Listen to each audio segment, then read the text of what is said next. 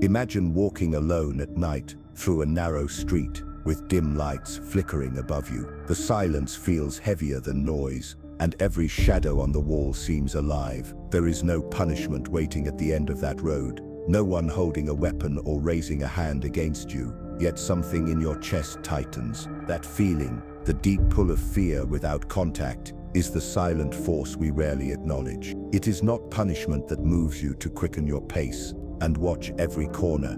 It is the quiet power of threats lingering in the air. In the realm of dark psychology, this force governs far more of your decisions than you may realize. The human mind has evolved with a sharp sensitivity toward potential danger. Long before structured laws or moral systems, survival depended on anticipating threats rather than reacting to harm that had already occurred. A rustle in the bushes, a sudden stillness in the forest, the narrowing eyes of another human across the fire. These were signals interpreted as life or death warnings. This anticipation shaped the architecture of the brain. The amygdala, a small almond-shaped cluster, became the center of fear processing. It fires faster at perceived threats than the rational parts of the brain can evaluate them. Long before punishments were ever delivered, the body was already prepared to flee or submit. Punishments arrive after an act has been committed, often too late to prevent harm. A child touches the flame, feels pain, and learns not to repeat it. A criminal is jailed, reflecting on consequences only after damage has been done.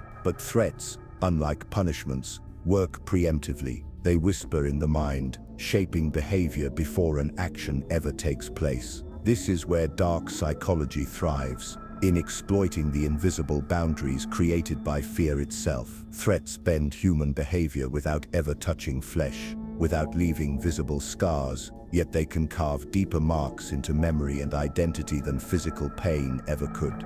Consider the subtle warnings that dictate your daily life. The thought of losing your job if you speak out, the possibility of social rejection if you share an unpopular opinion, the silent judgment from peers that pushes you to conform. These are not punishments. They are threats woven into the fabric of modern existence. Their power lies in uncertainty, when you do not know the exact outcome, but fear the worst. The mind fills in the blanks with scenarios far harsher than reality. This is why threats can dominate even when no one intends to carry them out.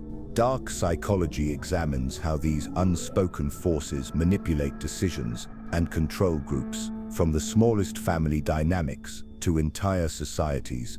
Governments have long understood the efficiency of threats over punishments. Propaganda rarely details the specific harm awaiting dissenters. It simply suggests enough danger to silence them. In the workplace, leaders hint at layoffs without announcing specifics, and suddenly productivity rises out of fear, not loyalty. These invisible mechanisms shape collective behavior quietly and efficiently. We often assume that moral teachings and structured discipline are what guide human beings toward order, but the truth is more uncomfortable.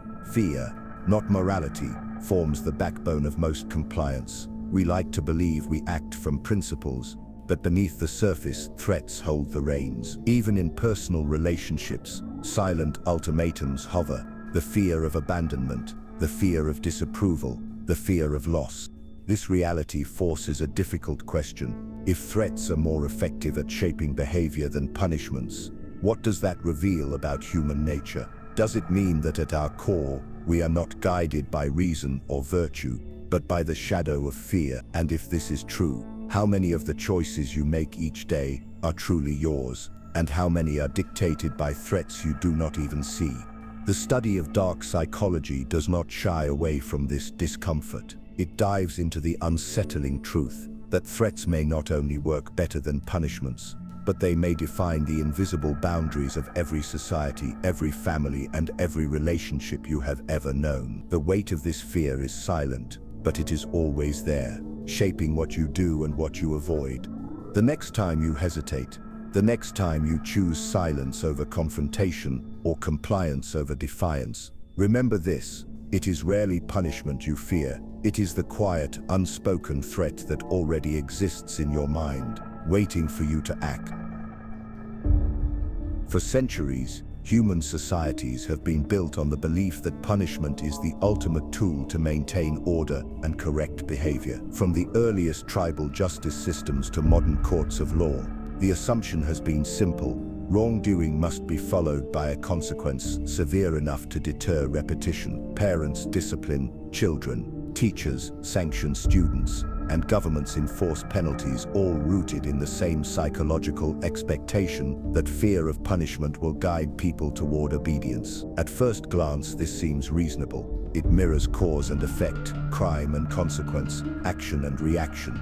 But this belief, though widely accepted, carries a flaw that few are willing to confront. The problem lies in timing. Punishments are delivered after the behavior occurs. The harm, whether physical or social, has already unfolded. The person being punished cannot reverse what was done. They can only endure the consequence and hope to learn for the future. This delayed response creates gaps in behavior control. The human brain, while capable of memory and reflection, is also remarkably skilled at rationalization. When someone faces punishment, they often justify their actions, blame external factors, or focus on surviving the consequence rather than internalizing the moral lesson intended. Over time, repeated punishment can breed resentment rather than reform, pushing individuals into cycles of defiance or avoidance instead of genuine change. Consider historical examples. During the Middle Ages, public executions and corporal punishments were designed to deter crime. Crowds gathered to watch, and rulers believed fear of witnessing such consequences would maintain order. Yet crime persisted, often in secret, evolving into more cunning and calculated forms. In prisons today, high recidivism rates show similar patterns. Inmates may endure years of punishment, only to re-offend upon release. The flaw is clear. Punishment may stop one action temporarily, but it rarely reshapes the deeper psychological motivations driving that behavior. Dark psychology approaches this truth differently. Rather than focusing on the act after it happens, it looks at the subtle controls that prevent action in the first place. Threats, unlike punishments, operate before the threshold of wrongdoing is crossed. They hover like a shadow in the decision-making process, guiding choices without needing to strike. The fear of what might happen is often more powerful than the experience of what actually does. Human imagination magnifies potential suffering, often exceeding reality. In this way, threats take advantage of the brain's natural tendency to anticipate pain rather than endure it. Religious teachings throughout history demonstrate this principle clearly. Many doctrines emphasize the threat of eternal suffering rather than the actual experience of it. The notion of hell, exile, or divine retribution shapes behavior long before any punishment is administered. This psychological framework is not exclusive to faith. Governments and institutions use similar tactics by suggesting consequences without fully defining them. The ambiguity of a threat allows it to loom larger in the mind, creating compliance without the need for force. Punishment, in contrast, often reveals its limits through exposure. Once experienced, the mystery dissolves. A person who has endured a penalty learns its boundaries and may even decide the risk is worth it. This is why punishments escalate over time. When small penalties lose their effect, harsher ones are imposed. Yet there is always a limit to escalation. Threats, however, remain elastic. They can stretch infinitely because they rely on perception rather than measurable action. Even in personal relationships, this principle appears. A child may fear disappointing a parent more than any physical reprimand. A partner may stay silent out of fear of abandonment, not because punishment has occurred, but because it might mind, in its effort to avoid pain, creates its own chains. When psychologists began studying human behavior in controlled environments, the limitations of punishments became undeniable. One of the most cited frameworks, operant conditioning, developed by Burrhus Frederick Skinner, demonstrated that punishment could suppress unwanted behavior temporarily, but it rarely produced lasting change. In his experiments, animals would stop pressing a lever when shocked, but once the shock ceased, they quickly resumed the same behavior. By contrast, rewards and threats created stronger long-term behavioral shifts. Threats specifically triggered avoidance patterns even when no shock was administered, revealing how anticipation governs behavior far more than consequence. This anticipation is what modern researchers call prospective anxiety. It occurs when the brain simulates negative outcomes before they happen, prompting individuals to modify choices preemptively. Unlike punishment, which comes after a misstep, threats cultivate a state of hyper-awareness. The individual evaluates every possible outcome, not out of reasoned morality, but out of fear of the unknown. This is why threats can dominate decision-making. They activate the imagination. The punishment you know is finite. The threat you imagine has no ceiling. Societal control systems reflect this principle in subtle ways. Consider workplace environments, where layoffs are rumored but never confirmed. Productivity often spikes, not because employees are punished, but because of the looming possibility of job loss. In politics, vague warnings of surveillance keep populations obedient, even when direct enforcement is minimal. The genius of such systems lies in their efficiency. Threats achieve compliance with minimal resources, whereas punishments require active enforcement and tangible action. There is also an emotional component to consider. Punishment breeds resentment. Those subjected to penalties often feel wronged, even when their actions clearly violated rules. The emotional wound becomes a barrier to learning, transforming the experience into anger or rebellion rather than introspection. Threats, while still coercive, operate differently. They guide behavior before ego and pride are wounded, allowing individuals to frame compliance as a personal choice rather than enforced submission. This psychological nuance makes threats an attractive tool in dark psychology, especially for those seeking control without open conflict. Religious and cultural systems have long mastered this balance. The threat of shame in honor-based cultures, the looming fear of social ostracism in collectivist societies, and the unspoken consequences in hierarchical families all demonstrate the universal nature of preemptive control. These are not punishments in the traditional sense. No physical harm is delivered, no visible sanction imposed, yet people adjust their lives entirely to avoid these intangible consequences. This myth that punishment is supreme persists largely because it is visible and dramatic. Public trials, imprisonment, corporal punishment, and executions create powerful images that convince societies that order is preserved through retribution. The truth, however, lies in what cannot be seen. Entire populations move in silence, adjusting their behavior to avoid threats that may never materialize. This quiet compliance is the foundation of most authority, and it reveals something profoundly unsettling about human nature. The idea that threats shape us more than punishments forces a deeper question about freedom. If your choices are constantly informed by the silent weight of what could happen, are they truly choices at all, or are they prescripted responses to fear carefully cultivated by those in power? The answer may be more troubling than most are willing to confront. To truly understand why threats hold more power than punishments, we must first examine the psychological mechanics that drive human responses to fear. Threats are not merely external warnings. They trigger a cascade of internal reactions that begin almost instantly within the human brain. The moment a potential danger is perceived, a rapid signal travels through the amygdala, the region responsible for detecting threats and mobilizing the fight or flight response. This response occurs faster than conscious thought, preparing the body to act before the rational mind can even analyze the situation. The biological chain reaction is extraordinary. Cortisol, the stress hormone, floods the bloodstream, elevating heart rate and sharpening alertness. Blood flow redirects to muscles, priming them for action. At the same time, the prefrontal cortex, the brain's reasoning center, is partially suppressed, allowing instinct to take over. This combination of heightened awareness and reduced reasoning means that people act swiftly to avoid perceived harm, often without questioning the logic behind their behavior. Threats exploit this natural mechanism. They activate a primal survival instinct, that bypasses deliberation.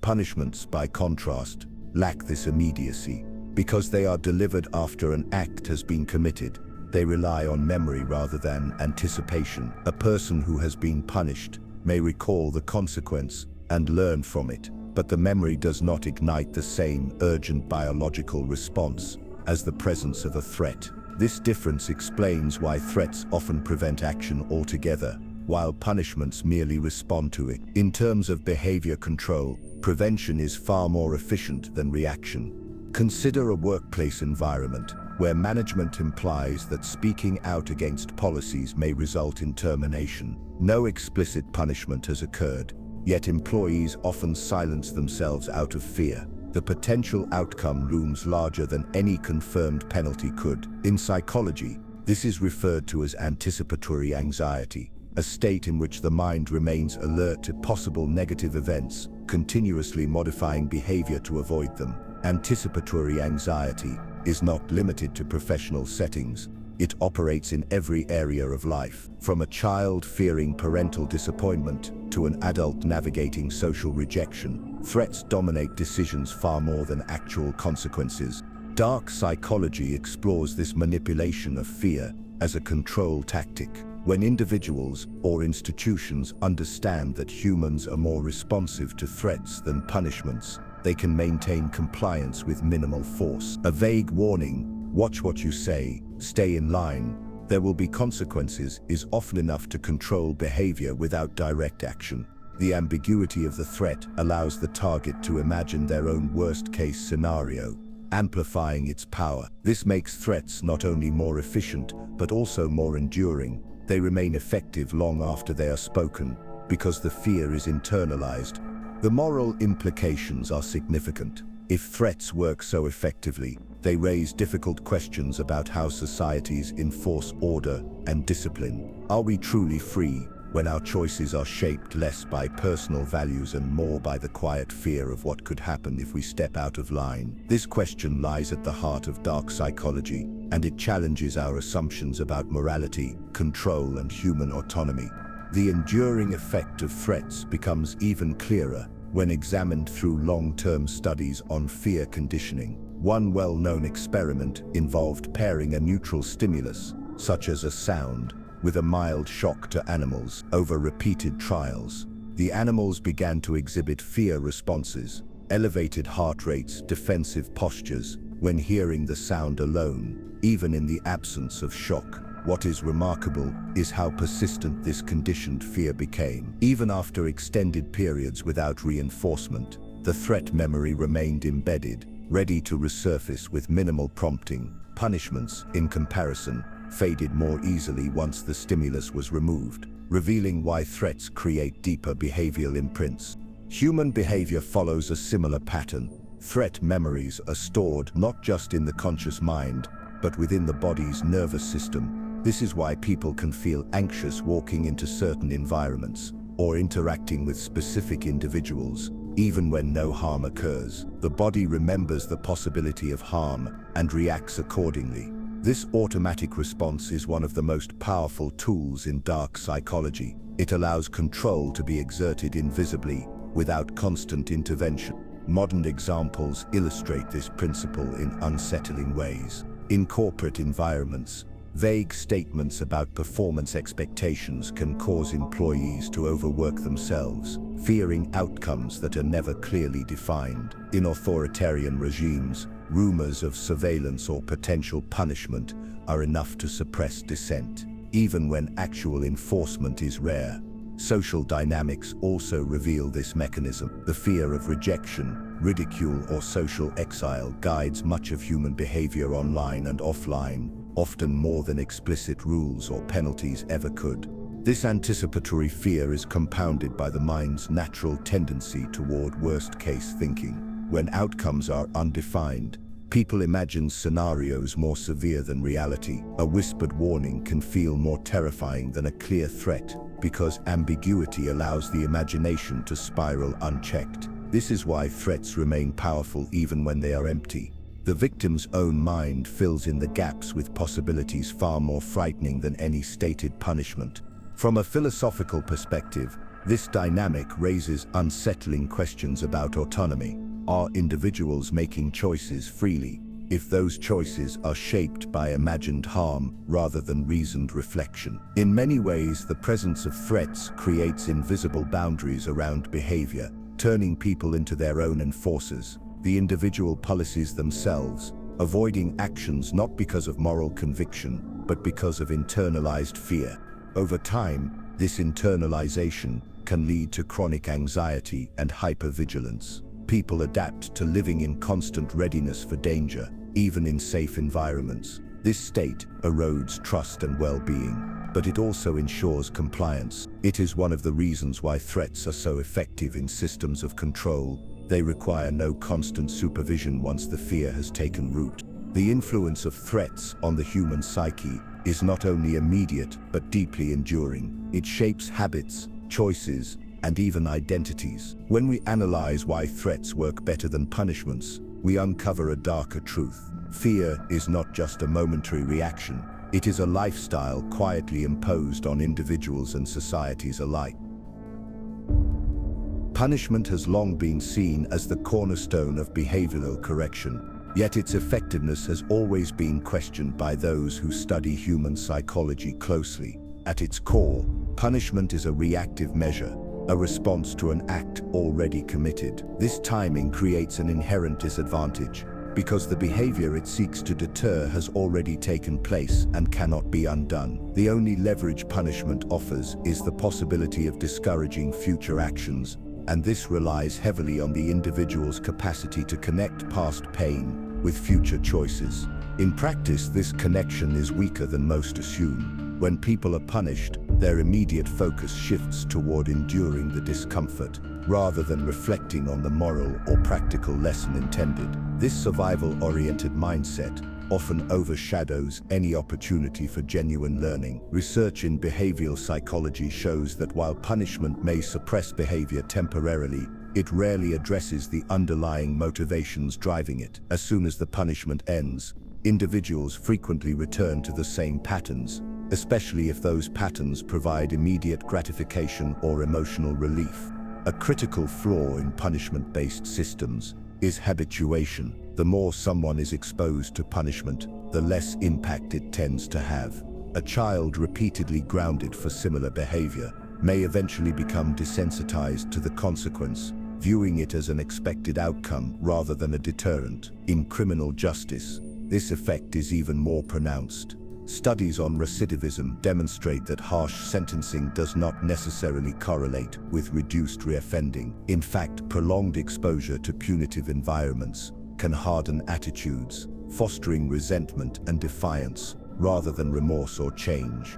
Another limitation lies in the way punishment interacts with human emotions. Rather than inspiring reflection, punishment often breeds anger toward the enforcer. A punished individual may focus more on perceived injustice than on their own actions. This is especially true when punishments are inconsistent, unpredictable, or perceived as excessive. The emotional aftermath can fracture trust, eroding the relationship between authority figures and those under their control. Over time, this dynamic fosters secrecy and avoidance, rather than open communication or genuine reform. Punishment also lacks the imaginative element that makes threats so potent. Once a punishment is experienced, it becomes defined and measurable. People learn its boundaries, sometimes even calculating whether the risk is worth the consequence. A fine can be budgeted for, a prison sentence can be endured, and a reprimand can be shrugged off. By contrast, the vague nature of threats allows them to grow in the mind, becoming more intimidating than any concrete penalty. This psychological gap reveals why punishments often fail to inspire lasting behavioral change. In family dynamics, this plays out in predictable ways. A parent who relies solely on punishment to correct a child's behavior may see compliance in the moment, but the child may secretly harbor resentment or plot ways to avoid detection next time. The lesson learned is not "this is wrong," but rather "do not get caught." Such outcomes illustrate the fundamental weakness of punishment. It corrects behavior superficially, but rarely transforms internal values. The shortcomings of punishment are also visible. When examined through the lens of developmental psychology, children, whose moral reasoning is still forming, often interpret punishment not as a guide for ethical understanding, but as an arbitrary force imposed by adults. When a child receives a harsh reprimand for an action they cannot fully comprehend, confusion rather than clarity becomes the outcome. This confusion can manifest as fear of authority rather than an understanding of right and wrong. Over time, such patterns create adults who comply outwardly yet struggle internally with resentment and mistrust toward any figure of control.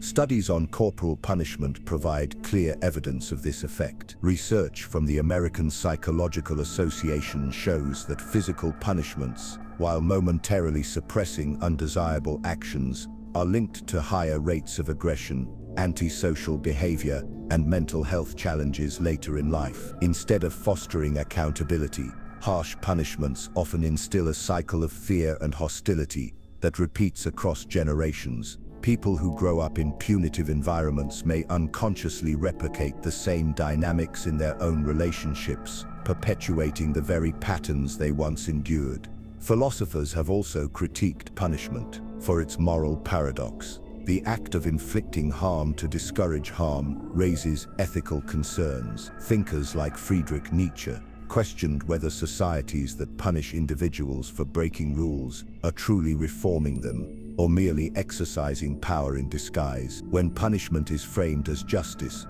it can obscure its darker function, the reinforcement of authority, rather than the pursuit of genuine moral improvement. This overlap between power and morality is central to understanding why punishment alone fails to create lasting change. Real-world examples reinforce these findings. Prisons, designed as institutions of correction, often become schools of crime. Individuals placed in harsh, punitive settings may adopt survival strategies that further alienate them from societal norms. Once released, they face stigma and limited opportunities, conditions that frequently lead back to the very behaviors that resulted in their imprisonment. Punishment addresses the symptom, the act itself, but rarely the deeper causes, such as poverty, trauma, or psychological distress. Without addressing root motivations, punishment becomes a temporary solution that fails to break the cycle of behavior.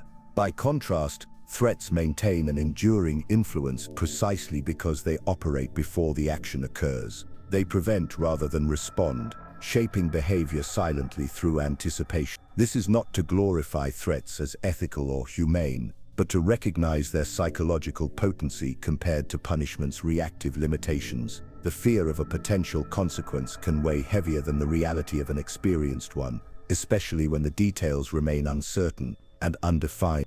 When we examine punishment closely, it becomes clear that its failures are not isolated accidents, but inherent to its nature. It is backward-looking, bound by the past, and reliant on force rather than foresight. Threats, operating in the shadows, exploit a different human vulnerability, the mind's ability to imagine harm. This distinction is critical in dark psychology, where control thrives not in the act of punishing, but in the subtle art of making people police themselves out of fear of what might come next.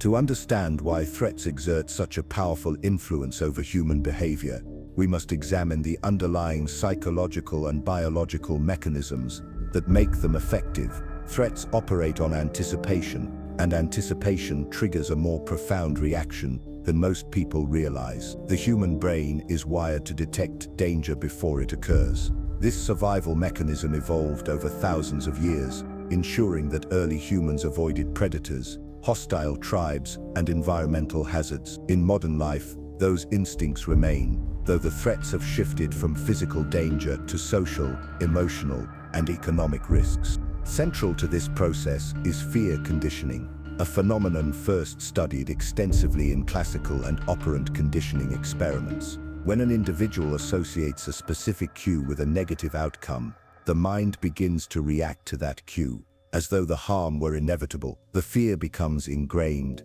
and over time it no longer requires reinforcement to remain active. A person who has once faced the threat of social humiliation, for example, may continue to avoid public speaking, long after the original event, simply because the memory of possible embarrassment lingers in the mind.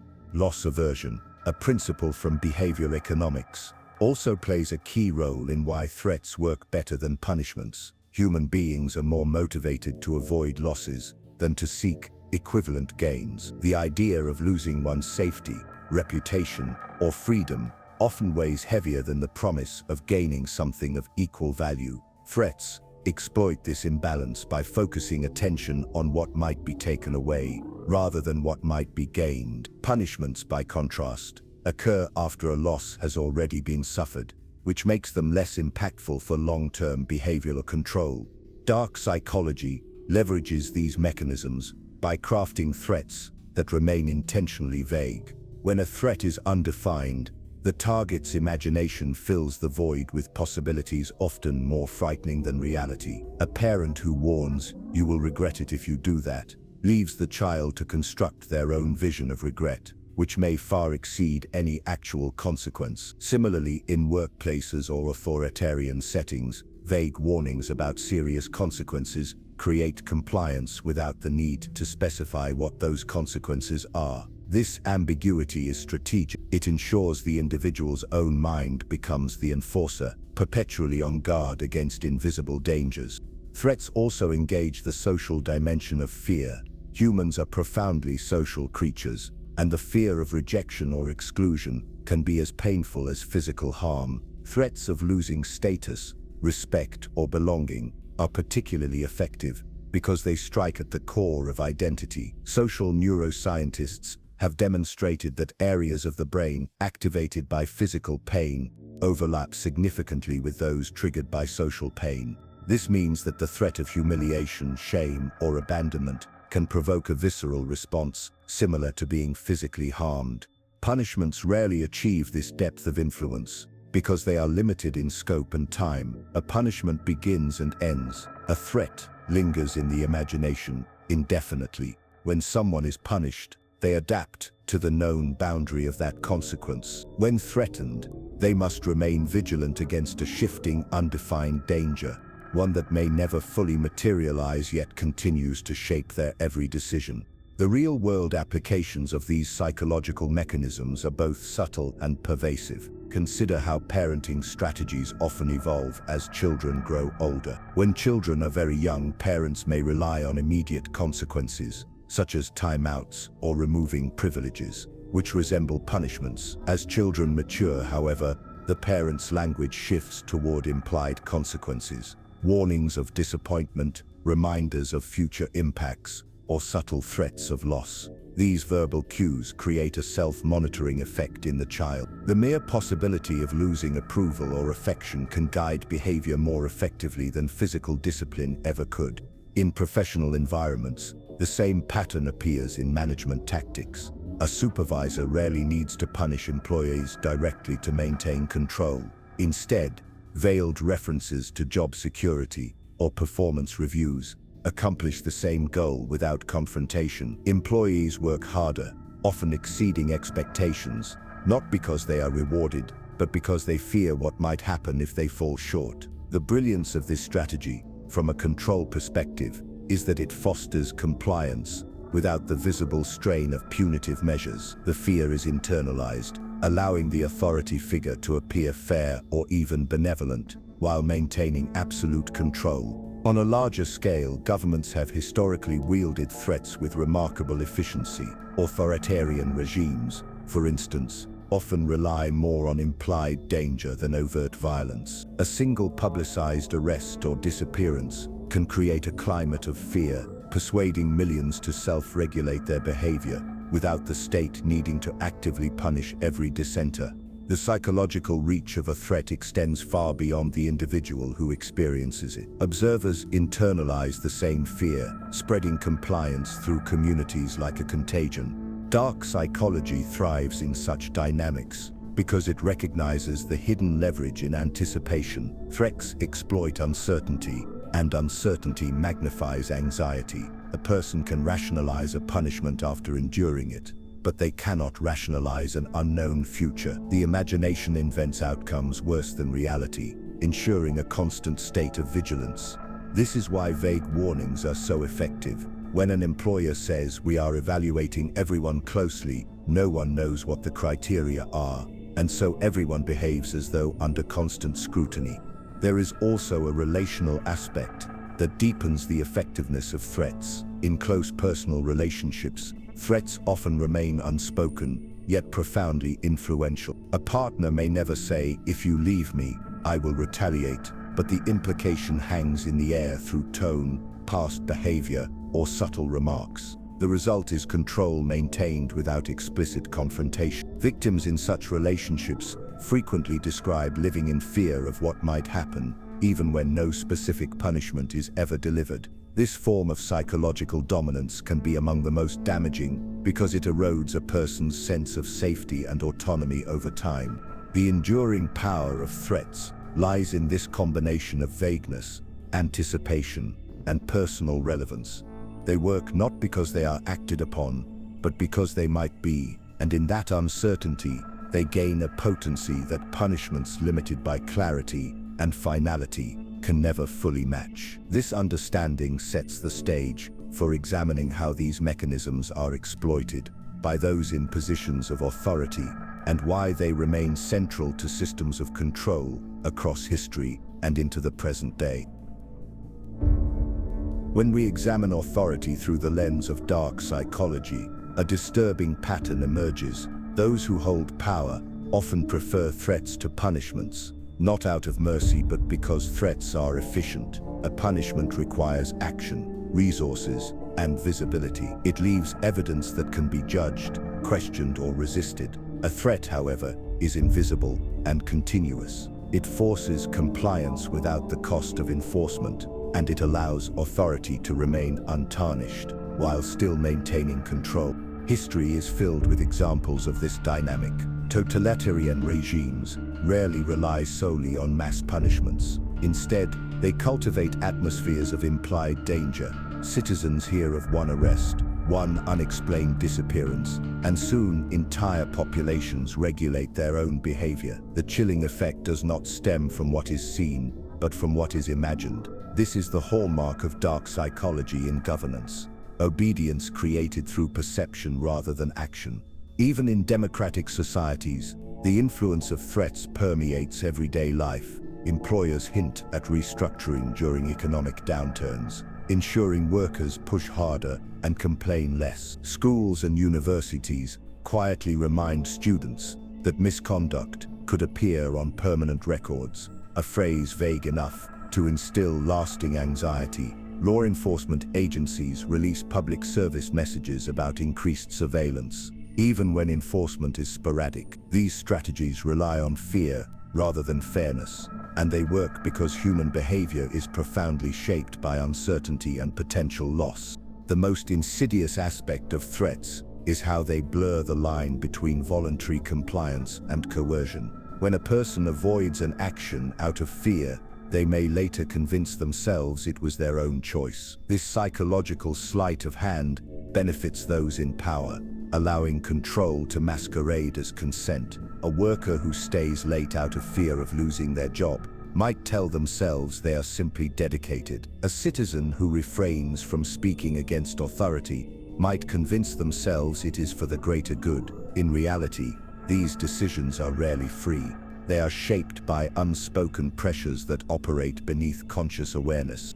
This manipulation extends beyond politics and workplaces into personal relationships. In families, partners, and friendships, threats often take subtler forms: emotional withdrawal, silent treatment, or implied rejection. The threat of losing love or belonging is one of the most powerful forces in human psychology. It triggers the same neural pathways as physical pain, compelling people to conform in ways they may not fully understand. Dark psychology thrives in these intimate spaces because threats can be delivered without a word, only a look or a tone, yet they hold the same binding force as any physical sanction.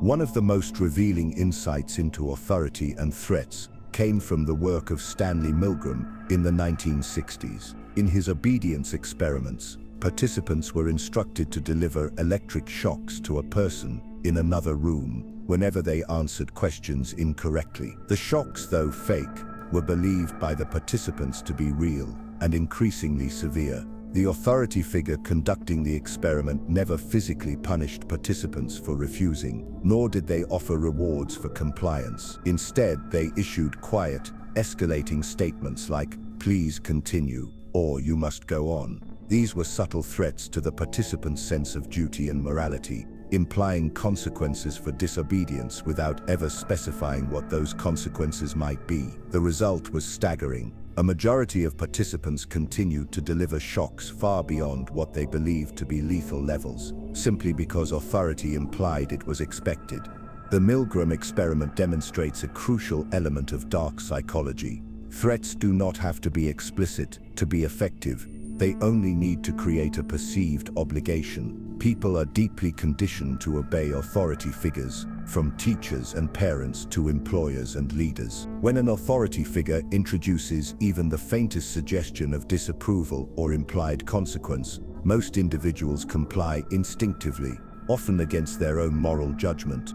This phenomenon is magnified in hierarchical structures where authority is absolute. Military environments provide a clear example. Orders are followed not because every soldier fears immediate punishment, but because the implied threat of dishonor, exclusion, or reprisal permeates the culture. Disobedience carries an unspoken weight that shapes behavior far more effectively than visible penalties. The same dynamic appears in corporate settings, where employees remain silent about unethical practices, fearing invisible repercussions that might jeopardize their careers.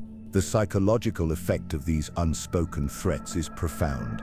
They foster what researchers call anticipatory conformity, a state in which individuals modify their behavior preemptively to avoid even the possibility of negative outcomes. This form of self-policing is more efficient for authority figures than punishment could ever be. Once a culture of fear is established, individuals begin enforcing the rules upon themselves and each other, often without direct oversight. History shows how this dynamic can escalate. In regimes built on fear, such as Nazi Germany or Stalinist Russia, citizens became so conditioned to implied threats that they reported on neighbors and even family members, believing silence could mark them as guilty. Punishment was not required to maintain order. The mere possibility of being accused was enough to paralyze dissent. What makes these mechanisms even darker is their subtlety. Unlike overt punishment, threats leave few visible scars. There are no chains, no bruises, no obvious injuries. Yet the psychological impact can be lifelong. A person who grows up in a household where approval is conditional learns to anticipate rejection in every relationship. A worker who endures years of veiled warnings may carry that hypervigilance into every future job. This quiet shaping of human behavior forms the foundation of power in dark psychology. It is not the spectacle of punishment that controls people most effectively, but the silent possibility of harm that may never come. Threats may be effective in shaping behavior, but they carry an unseen cost that extends far beyond the moment of compliance. The human body and mind are not designed to remain in constant anticipation of harm. When someone lives under a persistent threat, whether explicit or implied, their nervous system adapts by staying on high alert. This adaptation, known as hypervigilance, may serve survival in short bursts, but over time it erodes health, trust, and emotional stability. Physiologically, chronic exposure to threats triggers continuous stress responses. Cortisol levels remain elevated, heart rate and blood pressure rise, and the immune system weakens. Research from health psychology has long shown that prolonged stress is linked to numerous illnesses, including cardiovascular disease, digestive disorders, and autoimmune conditions. Even when no actual punishment occurs, the mere possibility of harm keeps the body trapped in a defensive state. This is one reason individuals from threatening environments often experience fatigue, irritability, and difficulty concentrating. Their minds are preoccupied with scanning for danger that may never materialize. The psychological toll is equally profound. People living under threats develop patterns of anticipatory anxiety, imagining worst-case scenarios, overanalyzing interactions, and questioning their every move. This constant mental rehearsal of possible danger alters decision-making. Instead of pursuing goals freely, individuals choose the safest path, avoiding risks even when those risks could lead to growth or opportunity. Over time, this fear-based living narrows their world, reducing confidence and autonomy. Dark psychology thrives in such conditions because fear becomes self-perpetuating. Once an individual internalizes the threat, the authority figure or manipulator no longer needs to enforce control actively. The person begins policing themselves, predicting reactions, and avoiding potential triggers without being asked. This internalization may appear as obedience on the surface, but beneath it lies deep emotional exhaustion. It is compliance bought at the expense of psychological well-being. The hidden cost extends into relationships as well. Environments dominated by threats often breed mistrust, isolation, and resentment. People learn to conceal their true thoughts, fearing that honesty will provoke retaliation. In families, this dynamic can fracture bonds between parents and children, siblings or partners. In workplaces, it undermines collaboration as individuals prioritize self-preservation over collective success. At a societal level, widespread fear erodes social cohesion, replacing community with suspicion. These costs are rarely acknowledged because threats leave no visible evidence. Unlike punishments, which are recorded, discussed, and debated, threats operate silently. Their damage accumulates in private. Sleepless nights, anxious thoughts, strained relationships, until it manifests in ways that are difficult to trace back to the original source. This invisibility is part of what makes threats so insidious and so central to dark psychology. They can appear benign to outsiders, even as they quietly dismantle the inner lives of those subjected to them. The long-term impact of threats does not end with the individuals who experience them. It can extend across generations. When people grow up in threatening environments, households marked by volatility, schools where fear of humiliation dominates learning, or societies ruled by oppressive regimes, they often carry the imprint of that fear into adulthood. This imprint manifests as heightened sensitivity to danger, distrust of authority, and difficulty forming secure relationships. Parents who were raised under constant threat may unintentionally transmit this hypervigilance to their children through their behavior, communication style, and worldview. In this way, the psychological scars of threats are inherited, quietly shaping families long after the original source of fear is gone. Studies in trauma psychology have shown that individuals raised in high-threat environments exhibit elevated rates of anxiety disorders, depression, and post-traumatic stress symptoms, even when they are no longer under immediate threat. The body's stress response becomes conditioned to expect danger, leaving people unable to fully relax or feel safe. This is why survivors of authoritarian states or abusive families often report a lingering sense of dread even after escaping the harmful environment. The threat becomes internalized, evolving into a constant background hum that colors every aspect of life.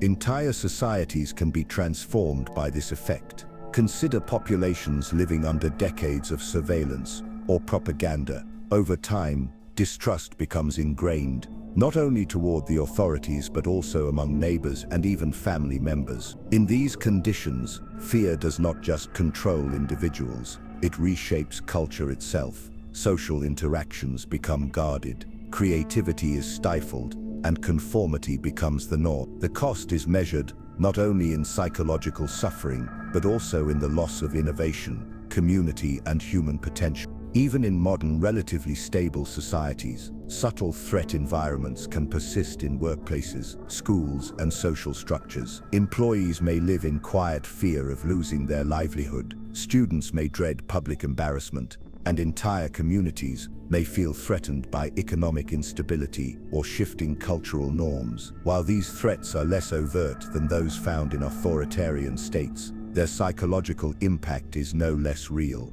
Chronic low-level fear drains resilience and narrows the capacity for independent thought. This hidden cost is rarely considered by those who wield threats as a control strategy. From a purely functional perspective, threats seem efficient. They produce compliance without overt confrontation, but the emotional damage accumulates invisibly, undermining trust and well-being until the very systems built on fear begin to fracture. The irony is striking. Threats may maintain control in the short term, but in the long term, they corrode the very foundation of stability they were intended to preserve. This realization forces an unsettling conclusion. Threats are not only a tool of control, they are also a source of silent harm, a quiet destroyer of human potential that leaves few visible scars yet reshapes lives and societies in profound ways.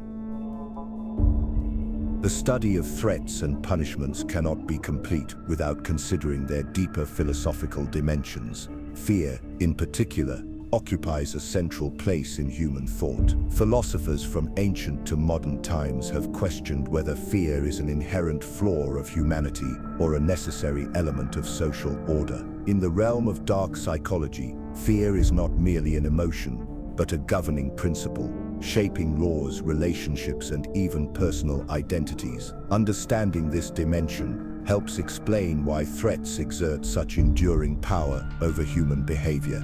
Plato and Aristotle both recognized fear as a stabilizing force in society.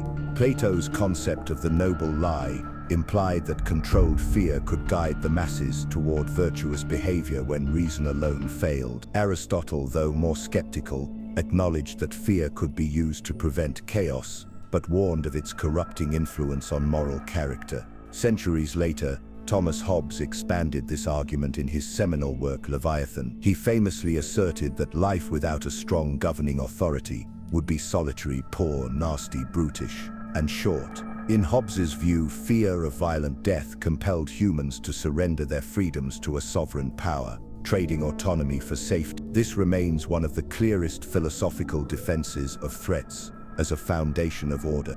Yet fear's role in morality has always been contentious. Immanuel Kant argued that true morality arises from duty and rationality, not from fear of consequences. If a person refrains from theft solely to avoid punishment or threat, Kant believed their action lacked moral worth. This critique strikes at the heart of dark psychology's reliance on fear. It may achieve compliance, but it cannot cultivate virtue. The question then becomes whether social order built on threats is sustainable or fundamentally hollow. Modern existentialist thinkers, such as Jean-Paul Sartre, examined fear not as a societal tool, but as a personal confrontation with freedom. Sartre suggested that humans fear their own capacity for choice, the dizzying possibility of shaping their own lives. In this sense, threats resonate so deeply because they exploit an existing unease about freedom and responsibility. When authority imposes a threat, it relieves individuals of the burden of decision by narrowing their options through fear. From a moral standpoint, the use of threats raises troubling questions. Does the effectiveness of a method justify its harm? If threats prevent violence or chaos, are they ethically defensible, or do they simply replace one harm with another? This paradox remains unresolved, which is why threats continue to appear in every level of human society, from families to governments. The philosophical weight of fear lies in its dual nature. It can protect by preventing reckless actions, yet it can also enslave by stifling autonomy and growth. This duality is what makes threats both indispensable and deeply dangerous. In contemporary philosophy and psychology, the conversation about threats and fear has shifted toward understanding personal freedom and moral responsibility in an interconnected world. The rise of human rights discourse has challenged the legitimacy of fear-based systems, arguing that true ethical behavior must emerge from understanding and empathy rather than coercion. However, the persistence of threats in every layer of society suggests a paradox. People claim to value freedom, yet structures of control remain built upon fear of consequences. Michel Foucault's analysis of power offers an unsettling perspective on this paradox. He argued that modern societies have replaced overt punishments with subtler forms of control.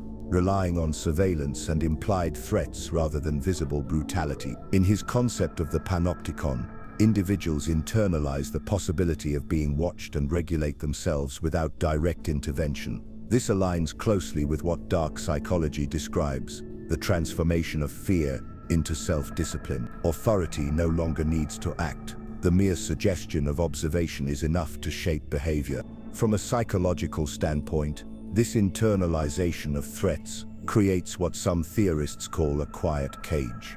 People believe they are free because no one is actively punishing them, yet their choices are still constrained by invisible boundaries drawn by fear. A worker avoids speaking up against unethical practices, not because anyone silenced them directly, but because they fear retaliation that might never even occur. This kind of control is more efficient than overt punishment because it operates continuously, often without awareness.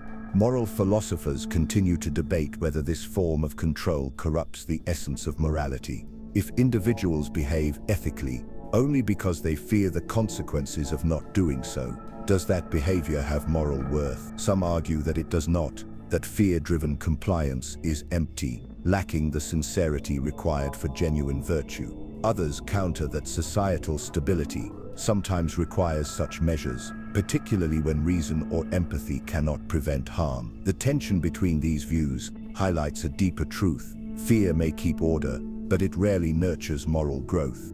This raises profound questions about modern life. Are people truly free when so many of their decisions, from what they say online to how they behave at work, are influenced by subtle threats of exclusion, judgment, or loss? Can a society claim to value autonomy while relying so heavily on fear to maintain stability? These questions are not theoretical. They shape debates around governance, education, and even parenting in the present day. In the end, fear remains one of humanity's most powerful motivators, capable of inspiring both survival and submission. The philosophical challenge lies in determining how much reliance on fear is acceptable and when it crosses into oppression. This unresolved tension ensures that threats will remain central to discussions of morality and control, not just in theory, but in the everyday realities of human life. The moment we confront the truth about threats, the entire structure of human behavior and control begins to look different. For much of recorded history, punishments were seen as the ultimate tool of order, but modern psychological research reveals a darker and more unsettling reality. Threats are not only more effective than punishments, they work at a level so deep that most people do not even realize they are being controlled. Studies in behavioral psychology have consistently demonstrated that humans react more strongly to the anticipation of harm than to harm itself. Anticipation creates a state of heightened arousal, flooding the body with stress hormones and preparing it for action long before anything happens. This is why a vague warning can be more terrifying than an explicit one. When you know exactly what will happen, the mind can calculate and cope. When you do not know, your imagination takes over, and imagination rarely paints gentle pictures. This phenomenon explains why threats leave such a lasting mark on behavior, compared to punishments which tend to lose their effect over time. One striking study from the field of neuroscience examined how people respond to unpredictable shocks versus predictable ones. Participants exposed to random, uncertain shocks experienced higher anxiety than those who knew exactly when a shock would come. The unpredictability of the threat triggered more stress than the pain itself. This finding mirrors everyday life. People fear what they cannot define. The boss who says "we are watching your performance closely" plants deeper anxiety than one who delivers a clear warning. The first statement forces the employee to constantly wonder what is expected and what the potential consequences might be. Dark psychology thrives on this ambiguity. It does not rely on overt threats of violence alone. It also includes subtler, more insidious forms: the threat of social rejection, the threat of financial ruin, the threat of emotional withdrawal. These work silently but effectively. They bypass rational evaluation and strike directly at primal fears: the need to belong, the need to survive, the need to feel safe. Once these fears are triggered, compliance often follows without protest, because resisting feels more dangerous than submission. There is also a powerful element of self-reinforcement at play. Once a threat is internalized, people begin to enforce it upon themselves. They alter their thoughts, censor their speech, and modify their actions, even in the absence of external pressure. This self-policing is one of the most effective forms of control because it requires no active oversight. It also makes threats difficult to detect. Outsiders may see compliance and assume it is voluntary, never realizing it is driven by unseen fear. The dark truth is that threats are woven into the very fabric of modern society, hidden in plain sight. They are not confined to prisons or authoritarian states. They exist in workplaces, schools, relationships, and digital spaces. Every unspoken warning, every implied consequence, every look that carries disapproval reinforces their presence. And because these threats are subtle, they rarely provoke rebellion. People simply adapt, unaware of how much fear governs their daily choices. Evidence of how deeply threats influence daily life is everywhere, once you know how to look for it. In education, for instance, the looming possibility of failure often drives students more than the promise of success. A failing grade becomes an unspoken threat hanging over every test and assignment, conditioning students to study out of fear rather than curiosity. In workplaces, rumors of layoffs or restructuring can increase productivity without a single employee being punished. The fear of what might happen motivates compliance far more efficiently than any formal disciplinary action. Experiments in social psychology have further illustrated this principle. A notable study on social conformity placed participants in a group where actors intentionally gave incorrect answers to simple questions. Even without punishment for disagreement, the mere threat of social rejection caused most participants to conform to the wrong answers. This demonstrates that threats do not need to be physical or explicit to be powerful. The fear of exclusion is enough to override personal judgment.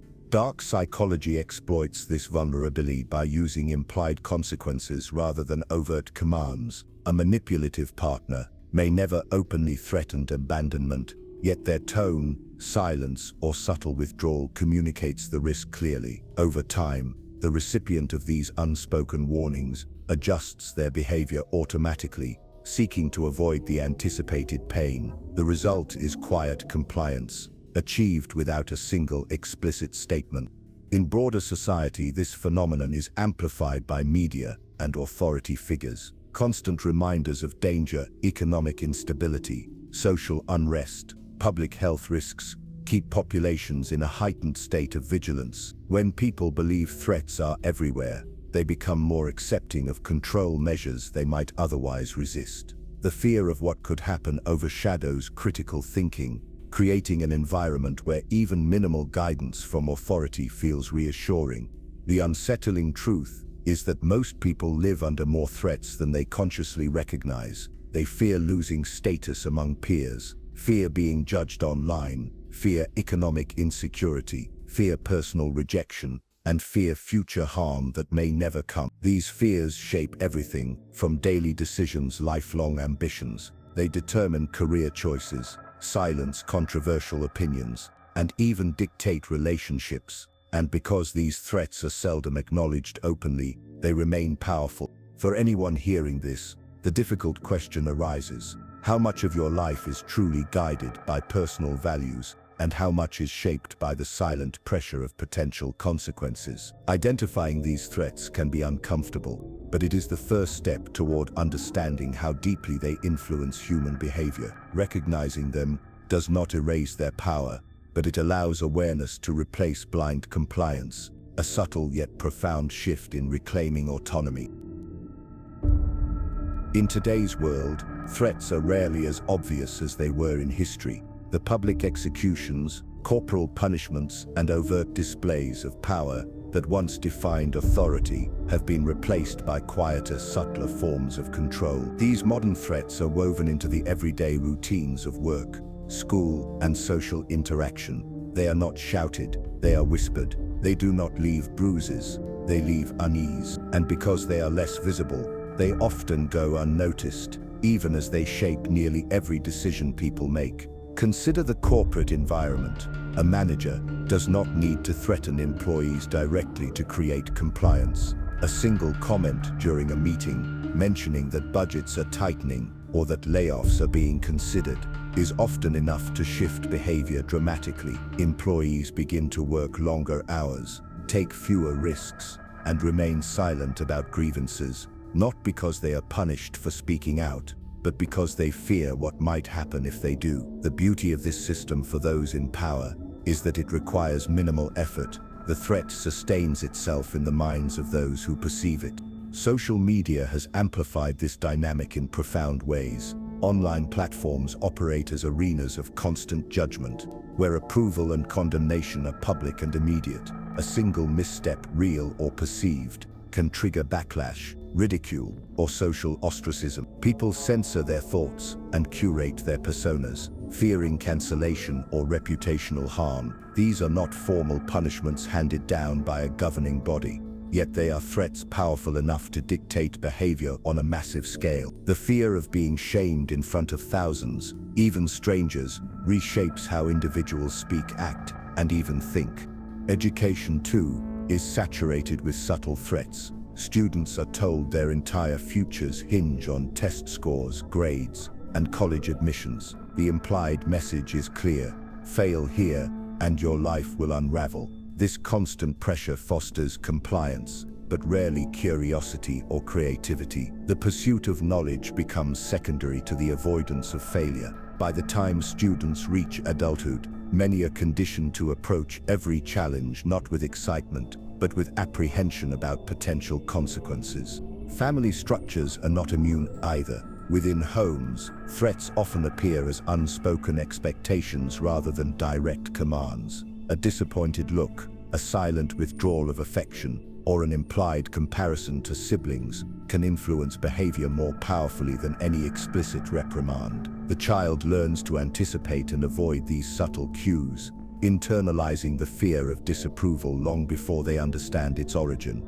These examples reveal an uncomfortable truth. Modern threats do not require confrontation to be effective. They work precisely because they remain beneath the surface. By shaping anticipation rather than responding to action, they mold individuals into compliant members of society.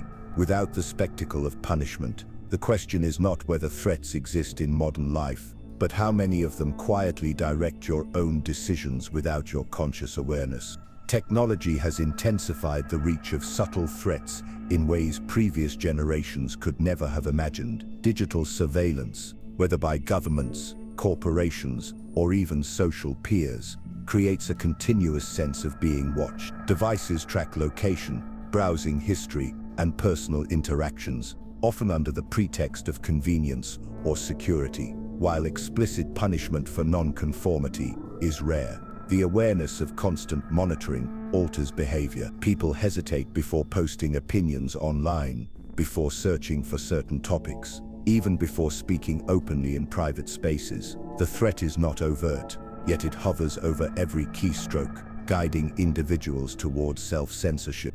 Economic pressures add another layer of quiet control. The modern workforce is dominated by uncertainty, short-term contracts, fluctuating markets, and the looming possibility of sudden unemployment. Even when workers are treated fairly, the precarious nature of their livelihoods functions as a threat in itself. Employees take on extra hours, accept unfair treatment, and endure toxic environments out of fear of losing income. This fear extends far beyond the workplace, affecting family decisions, personal ambitions, and even health, as people sacrifice rest and well-being to maintain their position. Cultural norms also serve as subtle threats that dictate acceptable behavior. In some societies, breaking from tradition may not bring explicit punishment, but the fear of ostracism or ridicule is powerful enough to enforce compliance. Whether it is the pressure to marry, pursue a particular career, or adhere to specific beliefs, these cultural expectations operate like invisible walls. Individuals rarely test them, not because they cannot, but because the social cost of stepping outside them feels unbearable. Even consumer behavior is shaped by implied threats. Marketing strategies often rely on fear of missing out, fear of inadequacy, or fear of social comparison. Advertisements subtly warn that without a particular product, one risks being left behind, judged, or forgotten. These are not punishments in the traditional sense, but they manipulate the same fear-driven pathways in the brain, nudging people toward conformity in what they buy, wear, and value. The psychological cost of these constant subtle threats is profound. Living in a state of low-grade fear creates chronic stress that erodes resilience over time. It narrows people's focus toward avoiding harm rather than pursuing fulfillment, leaving them reactive instead of proactive. Over months and years, this mindset fosters anxiety, mistrust, and even cynicism toward authority and social structures. In extreme cases, it can lead to burnout or breakdown, symptoms of a life spent navigating countless invisible boundaries. What makes modern subtle threats so powerful is their plausibility. They are rarely imagined out of nothing.